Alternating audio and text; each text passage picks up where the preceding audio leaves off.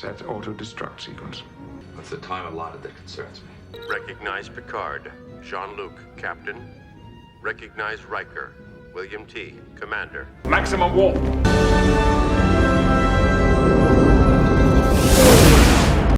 Ladies and gentlemen, welcome back to the Warp Core podcast. I am Urza Master. That over there, or perhaps over there, is Lord Uther. And joining us from the great Q Continuum Beyond is Fert Derby. You may hear his voice, even if you don't see his face. But just look at mine. It's terrible, but what are you going to do about it? Haha, you're watching anyway.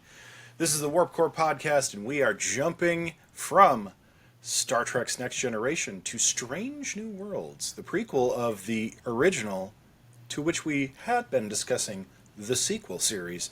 And, gentlemen, we could not be more excited. Am I right? Am I right? Because Strange New Worlds Season 3 is kicking off after a huge Season 2 cliffhanger, and I am so excited to talk Hegemony Part 2. We're getting more of that awesome arch-villain that was set up in Season 1 with the Gorn. These lizard-like bios surfing the great expanse of space binary star system baddies. And they've captured most of our crew from the USS Enterprise. Or two-thirds of the crew? It seems like a lot of the crew is there.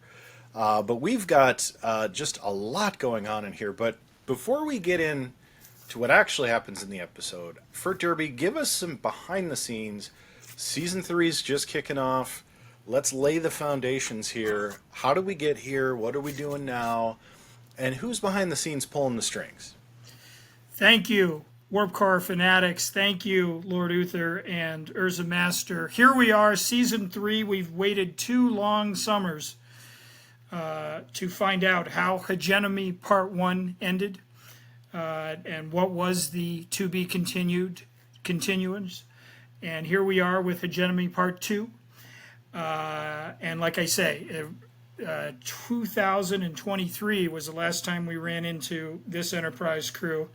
And we are delighted to welcome them all back. Anson Mount, Ethan Peck, Rebecca Romaine, Jess Bush, Christina Chong, Celia Rose Gooding, Melissa Nava, and Babs Olusanmokun are our principals.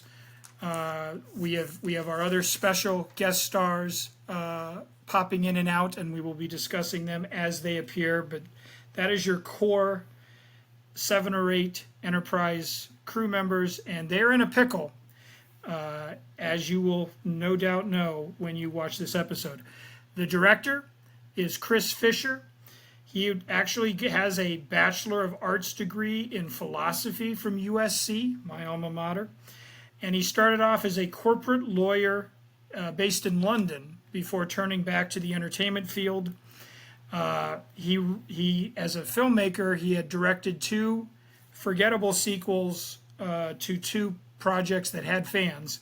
He did a 2009 sequel to Donnie Darko called S. Darko, which was apparently not very good and nowhere near as good as the original 2001 Donnie Darko with Jake Gyllenhaal, Patrick Swayze. You can be the judge of that one. He also did a direct-to-DVD sequel to Street Kings. You'll remember the original starred Keanu Reeves. This one starred the late Ray Liotta. So Street Kings 2, Motor City, was also in his wheelhouse. So Chris, he needed a gig, and he landed on the 3rd season premiere of Star Trek Strange New Worlds. And forget the past, because past is not prologue here. And in my humble opinion, he did a bang-up job with his 47 minutes, as we will go into. This episode, Hegemony Part 1, was written by the showrunner Henry Alonzo Myers. In this episode, Part 2, he gets a co-story credit with Davy Perez. And Davy Perez is an executive producer on the show, reporting to Henry Alonzo Myers. So they cooked up the story together, and Davy Perez gets the sole teleplay credit for this one. So Henry Alonzo Myers handing the baton for the teleplay over to his executive producer. Davy has some Star Trek in him already from Strange New Worlds. From season 2, he did Among the Lotus Eaters, which aired on July 6th, 2023. That was when the Enterprise visited Rigel 7, and the crew ended up losing their memory, and there was a castle, and every night their memories would be wiped, and they'd have to start all over again. And it was actually Navigator Ortegas, Erica, who remembered what her function was on the ship, jogged her memory, and helped save the crew. So that was one of Davy Perez's prior credits. He also gave us Under the Cloak of Water, which was where Dr. M'Benga tangled with a former Klingon general turned ambassador with a dark past. That aired on July 27th, 2023. So Davy does have credibility and with this crew, with this show, and you can see why they turned over this very crucial cliffhanger resolution to him. Gentlemen, big, bold. Paramount may be in the news for some of the right and some of the wrong reasons these days. I'm sure there's other podcasts that will go into that. But they certainly spared no expense with the 2-year waiting period for this one. It's wall-to-wall special effects and good ones for the small screen that can easily be replicated on the size of your choosing. We had all the crew members in various states of fear, doubt, panic, melancholy, that ran the emotional gamut. So a lot of actors and crew members getting to show us their stuff. I mean, we have Captain Batel. She's been infected with Gorn babies and is literally fighting for life. And it takes a tense Spock and Nurse Chapel, Nurse Chapel, to come up with a way to save Christopher Pike's beloved. All the while, they're being attacked by warships. Scotty, whom we picked up in Hegemony season part 1, he's got to create a beacon that makes everyone think that the Enterprise is really a Gorn raider. And he's working with Carol Kane and Pelia, and you have that back and forth going on. On the Gorn ship, you've got Gorn cocoons, and Lon and everybody else is getting sticky, and they've got to figure out a way to get off that ship and get back home. You've got impending Gorn army, massing to go to that line of demarcation and attack the Federation and swarm them like an armada. I mean, there's a lot of different threads here, but unlike other Star Trek episodes before where multiple threads sometimes couldn't be stitched together in a quality quilt, we'll leave it to you gentlemen to see how they sewed it all up, if you will. But it's a banger, as the kids like to say, or maybe the parents of kids these days. Gentlemen, how was part 2? It was a banger. I friggin' loved this episode. I mean, if ever there was a season opening episode better than this, maybe the first season of Picard or the first season of Picard season 3. Hell, even the first season of Picard season 2. But this was just... I mean, the Gorn ship, I think, is the stealer of this episode because it is so unique. It's mostly biological, like a big traveling, like Farpoint alien almost, but it's also very technological, and it's so symbiotic with these Gorn creatures. I'm like, wow, this is so much different than the Gorn that Kirk battled. And the stakes are just unreal. Like, I mean, every turn I was like, geez, who's going to be off next? Because watching this show, certain characters have to survive. Like Kirk's brother has to survive. Uhura is going to survive. She's on the TOS crew. So like when Ortegas gets spiked, I thought for sure like she's going to get him back and die on the table or something. And what a way to kick off the season that would have been. Doesn't happen. I want to say unfortunately, but I really like her character, so I'm happy about it. But man, what emotional punch that would have been to kick this off. That's my only complaint about this episode.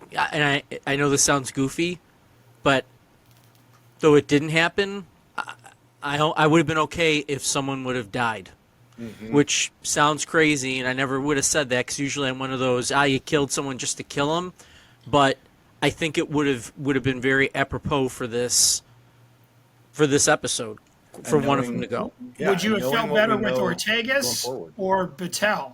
Because you had an opportunity to kill off one, both, or the other. I mean, I thought it was going to be both. What if they both would have gone? Wow, that would have been amazing. Like, I think it would have been such a risk, but it would have paid off big time, I think. Right. It would have definitely been worth it, I think, in the long run to do something like that. I'm even more surprised that Battelle didn't die, quite honestly, because that could have given Pike.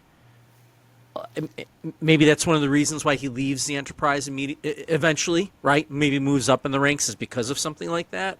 And to your point, I almost feel like the Gorn are a combination of the Cylons from the newer version of Battlestar Galactica, where it's again this combination. I like how you put that. It's like this biological kind, almost like a combination. It reminds me of the Uzan Vong, honestly, from Star Wars. Yep. That's what I was getting a little bit more of a feeling of, along with aliens, right? Like to me, they're aliens because you're putting them in these pods and they're going to be food for the Gorn and things like that. But with that being said, I'm even okay with that because they put their own little spin on it. So I had no issue there. But again, that was my only complaint is I would have been okay with one of them dying. I also like how we figure out that Scotty is this engineering miracle worker because he needs to be under pressure. If he's not under pressure, it's like he can't do it. And that's what I've always said about me when it came to writing papers, like in college. I can't do them. No, I can't plan this out. I got to do it the night before because I work well under pressure. Well, hey, I could be Scotty for all I know. Same. Hey. wow. I love that. I love that part about it so much because I was really curious. I really didn't want them to write her character off and just be like, oh, and then she goes back to Earth. It's like, I don't want her to die yet, though, either, because I feel like she still has some part to play, and it's probably to bring Scotty up to speed, right? And those two together in this episode are just brilliant. Like, they play off each other so incredibly well. I'm like, I loved that. Like, that was so good. I was a little concerned, like, you know, with them putting the Enterprise in between the binary stars and having to siphon off the energy. This is Scotty's first, like, big test, right? It would have made perfect sense for something to go just a little bit wrong. And that's where I think, you know, they could have killed Captain Battelle. Like, it rips through that part of the ship, and they're about to save her, but then she ends up dying, but it also saves them from the Gorn babies because they couldn't get it done. And on the flip side, you know, Ortegas getting there, I don't think it weakens the episode that she didn't die from her injuries. I do think that it brings it a little bit down from, like, this should have been a movie level of great, because there's a certain aspect to that where I was thinking very Star Trek II, where, you know, Spock dies at the very end of the movie, the whole crew gives him this big send-off. That would have been incredible to end this episode on, and then flowing into episode 2, since we got both at once. And we'll talk about that next week, but that episode would have been the perfect follow-up to this one. Parts 1 and 2 could have been your Strange New Worlds movie that launched. This could have launched movies, in my opinion. Like it was that good. That this, and I said that in the chat, right? Like, this could have been a movie easily, and you could have started a whole, which I know they have this franchise going right now with Stranger Worlds, but if they didn't go the route of a series, this would have been, to me, how you would have launched everything, because it was that well written, and there was that much action. And I think I said to you guys too at some point, which I know Fert already brought this up, but we are so lucky to be living in this age of special effects where they can afford to do this kind of stuff, because it's just amazing. It's absolutely amazing what they can do. Blows my mind. And You we're couldn't not- have told me that this wasn't real. And we're not going to, I think, critique this late edition Golden Age Trek for those same special effects. Like we may have had quibbles with the original series in the 60s. I know I had quibbles with Star Trek V, The Final Frontier, although I am warming to it. If there's one thing we shouldn't complain about, it's the FX budget. To steal one of Lord Uther's favorite phrases, I have a question for you gentlemen, and it's about leadership style. Now, Anson Mount, as we've said now, very likable, very different captain than we've seen before. You almost think that if this had been an original series episode, that it would have been Kirk, who somehow came to all of these conclusions, how to track the Gorn ship, how to unleash the binary star. Like, you almost feel like the way that shows were conceived, created, and presented, that they would have made the captain be the one who is sort of literally steering the ship. And yet Pike, as we've seen not just in this episode but throughout the first 2 seasons, here is a man who will take all suggestions and outsources some of that. And if someone has a good idea, Uhura or Una or somebody, okay, we're going to do that. And I'm just wondering, does that for you make him seem like an even better captain than we've seen in previous incarnations of this franchise? How does it feel to have that, not sort of the I'm the guy, all wealth and knowledge funnels for me, versus somebody who's completely comfortable to say, I don't know what to do next. Anybody? And then somebody, Spock, Uhura, somebody suggests, why don't we do it this way? Okay, we're going. Talk about You just that. said it, though. Okay. You just said it. I think in TOS it would have been Spock. I think Kirk would have looked to Spock for that answer. That's because at first I'm like, why remove him from the bridge when all this is going on? I know he's the multifunctional type of character that can do everything, right? Engineering, medical, strategy, etc. And I'm like, they're taking him off the bridge. And to your point, I almost think they did that on purpose, right? Like the writing was almost purposeful to show that Pike will listen. It's very Picardish. How many episodes do you hear Picard say suggestions?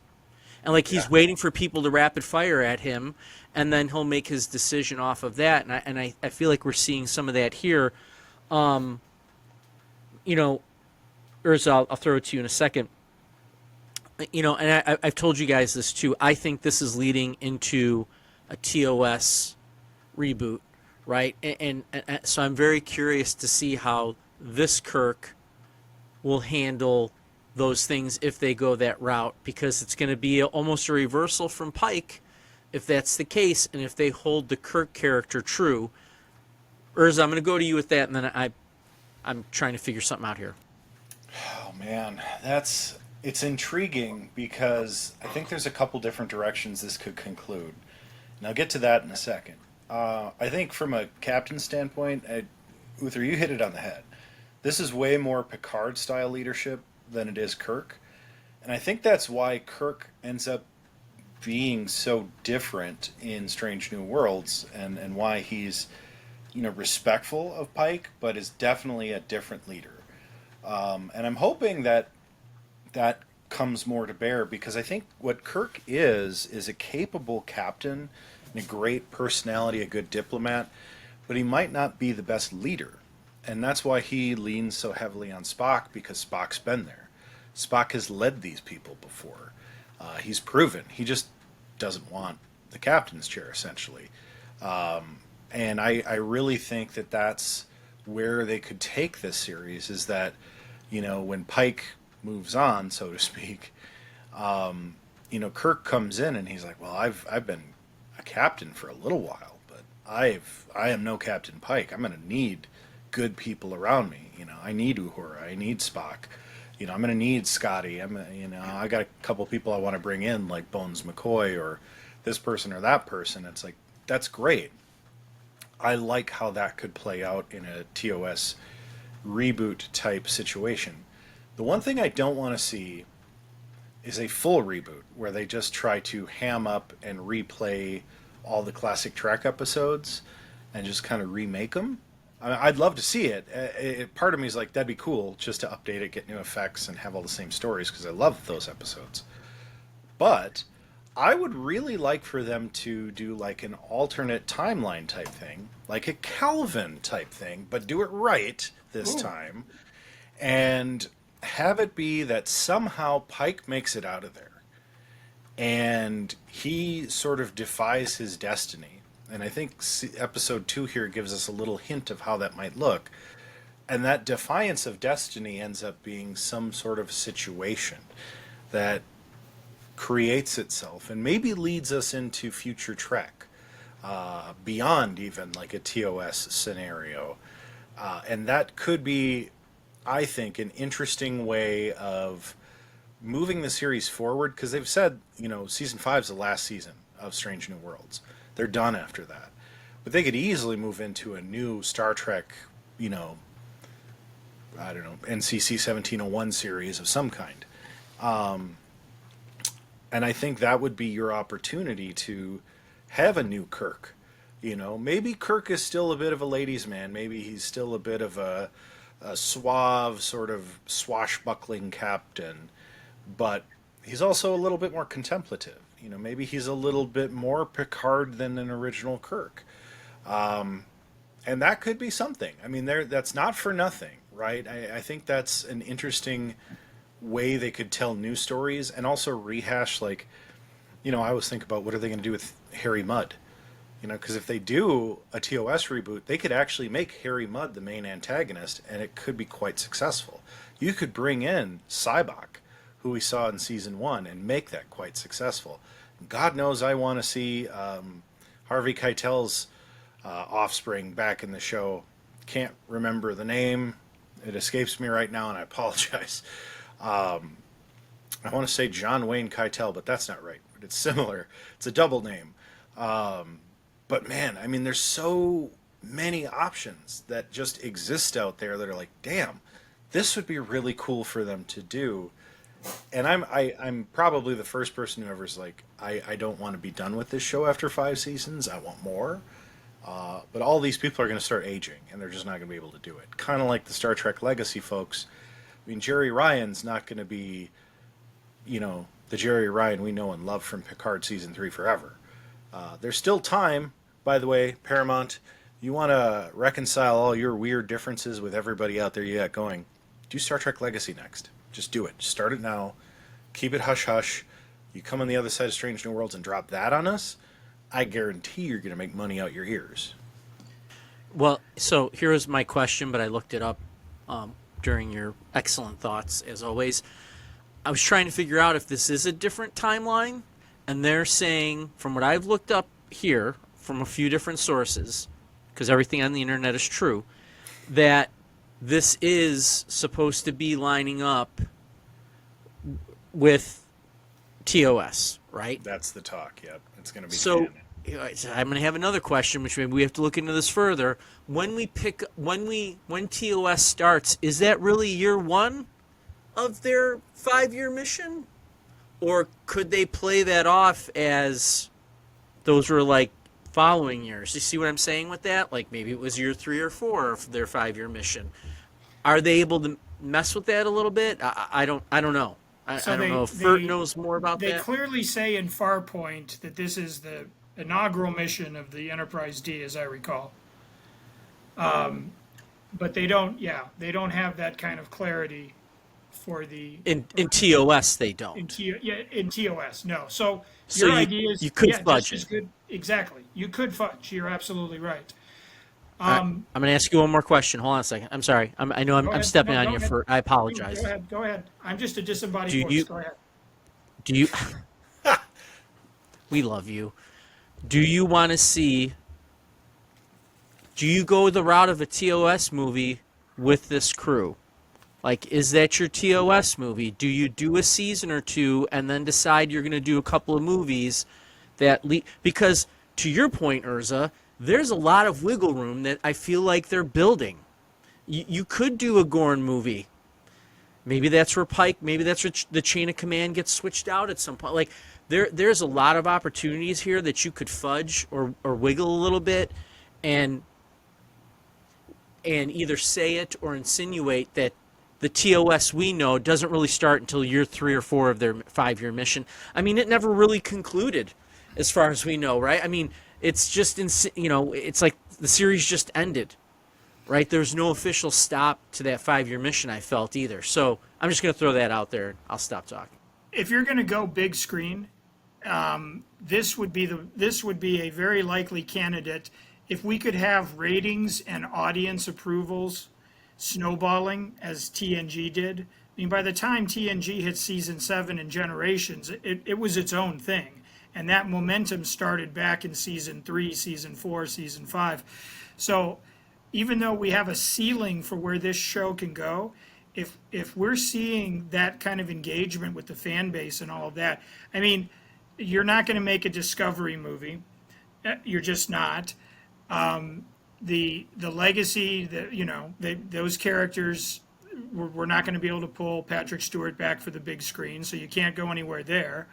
So yeah, this is a great vehicle. If Paramount was serious about, we want to be up on the big screen again, like Star Wars is going to be doing here in the next year or two, but if they try to do something like what they were doing with Section 31, if they try to be cute and say, oh, we'll do a streaming movie, wink wink, I don't know. Like, I feel like Anson Mount and this crew are likable, and you could drop them into a big screen adventure with even bigger effects and even bigger stakes, and I think the people would show up. I really do. And that kind of leads me to this point, is that this episode, Hegemony Part 2, if you're a Star Trek Strange New Worlds fan, then you're not going to see a more tense, exciting, blow it all apart 47 minutes than you will here. It's not a great episode if you want to say, hey, have you never seen the show before? Start with this one. But if you're a fan of this crew and this show, honestly, this is probably a high water point, and we should acknowledge it as much. Like, it's all peaks, no valleys. But it's not a great episode to just drop in, like, who are these people? How are they related to each other? Why do I care? What are those green things? This is an episode for the fans, and it completely delivers. And if they deliver more of those throughout the next 3 seasons, then yeah. I mean, that's something Paramount should really consider. I would like to take your comment one step further, because I think you nailed it on the head that these are likable characters. Let me be clear. They're believable as these characters. I buy into it. This isn't the Kelvin timeline where I like the idea and it was all kind of fanciful, and you guys know my feelings. I'm like, yeah, it was okay, but like, I believe in these characters. Like, I believe what they're doing. I buy into that they're the characters that we see in TOS. Like, they're doing that. Just what they've done with Uhura to build her character up more. It's like, man, I wish I would have seen that in TOS. Now, I understand why we didn't, but man, do I buy into her being Uhura. Am I seeing Spock on the screen? Ethan Peck is that gosh darn good. That's why I think this could really work. And one last question, I'll stop because I know we're going over time a little bit here. Does Paramount have the ratings for these things? Like, how did Section 31 do when that show came out? Like, that movie had to have. I have a feeling it tanked. I haven't seen any numbers. Like, Stranger Worlds is approved for what, 2 more seasons or just 1 more season? But they already put that through, so the numbers must be good. And is there a way to know that? So they don't like reporting streaming. I can say from personal experience with things on Disney and Hulu that even internally, those aren't numbers that are usually thrown about. The best way to gauge it is how, let's say a show is coming up at the end. We talked about this on our other podcast, The Graying Jedi. Let's say a show like The Acolyte or Skeleton Crew comes to an end, and you're not hearing about a renewal in the first month or couple of months, then the chances are that whatever metric they were using to measure it, whether it was, boy, we spent a lot of money and this is the result we got, et cetera, not enough eyeballs, That's kind of how you can read that scenario. Here, Strange New Worlds, as we said, they already have a Starfleet Academy show with Holly Hunter getting ready to kick off here probably next year. They've renewed this show for season 4, and season 3 just dropped last week. And they've got a season 5 approved, and season 4 hasn't even started shooting yet. So whatever metric they're using, they're pleased with that. But what you want to see is, again, that engagement at fan conventions, that engagement online, podcasts talking about the show. Buy the toys. Yes, buying the toys and all of that. Like, that's really the ancillary novelizations or comic books or graphic novels or what have you. Like, that will make it even better. But unfortunately, unlike our favorite Nielsen ratings, streaming ratings seemingly come out weeks or months following when a show drops. Sometimes shows drop all at once, sometimes they're weeklies.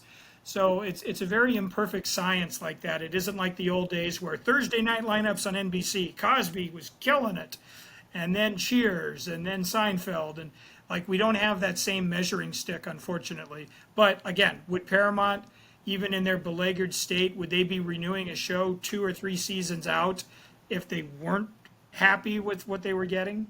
I mean, that's the thought process there. So we just have to keep the snowball rolling. And I think even bigger and better things could be on the way. Well, we know this podcast is definitely going to influence that decision without a doubt because of all the comments that are going to be left below and all the likes and all the sharings that's going to happen with this. So with all that being said, love it, Fert, as always. I'm going to go first. Why? Because I want to. And with that, we might get 110% of our warp core happening right here. I might have to go beyond a 7. I'll stay with 7 because we said we were going to stick with it. I'm going to go 7. I'd like to go 7.5 or maybe even 8 and really push that warp core to beyond what we know it can do. But I will go 7 out of 7. If I'm going to get someone into Strange New Worlds, I'm showing them part 1 and 2. I'm sitting them down. They're watching it. They need no background. I'm going with it. All right. I'm okay. Yeah, I was going to go 6.5, but you're right. It's a 7 because, again, with the caveat that it's a 7 for fans of this show, this still young show. There's not a single plot thread that is left unresolved unsatisfactorily, despite the fact that maybe we want to see a death or two there, because it looks like Ortegas is going to make it, although we'll talk more about that later. Patel doesn't have Gorn babies. The Enterprise is going to get spruced up and a facelift. So all good things from this show. And I know you saw what I did there.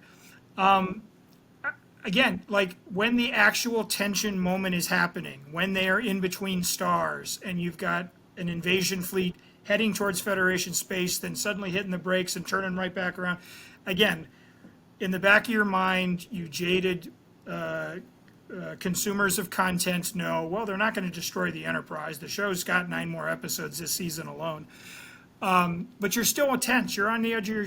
It's not, can they get out of this? It's how are they going to get out of this? And I don't think this episode cheats us and gives us that Deus Ex Machina. They played by the rules. They told us what they were going to do, and then they did it. And they did it really, really well. So, yeah, 7. Love it. And I will also be giving it a 7, but I'm very tempted to go beyond the warp core limit. If Ortegas hadn't have made it, no offense to the actress, she did a brilliant job in this episode. Had they killed her off, I think this breaks the warp core rating system, because that would have been such an emotional punch. And then to follow it up with the episode that they followed it up with would have been probably the greatest moment in recent television history. Hands down. Like, bar none. These 2 episodes, Hegemony Part 1 and Part 2, they deserve their own star on the Hollywood Walk of Fame. Like, these episodes were so great and it's absolutely laying the foundation for what happens this season, but definitely in the future of this franchise. I think I think you couldn't go with anything but a 7. And I'm with Uther on this.